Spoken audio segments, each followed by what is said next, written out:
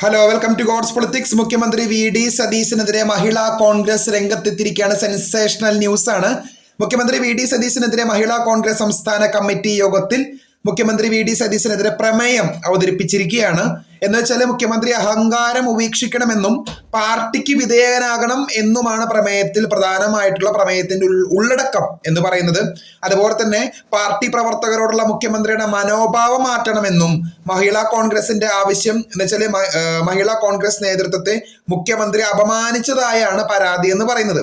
അതുപോലെ തന്നെ ഈ ഒരു പ്രമേയം ഹൈക്കമാൻഡിന് പ്രമേയം അയക്കാനാണ് തീരുമാനം. വലിയൊരു അടിയാണ് വി.ഡി. സതീശന് ഈ ഒരു മഹിളാ കോൺഗ്രസിന്റെ ഒരു ചർച്ചയിലൂടെ കിട്ടിയിട്ടുള്ളത്.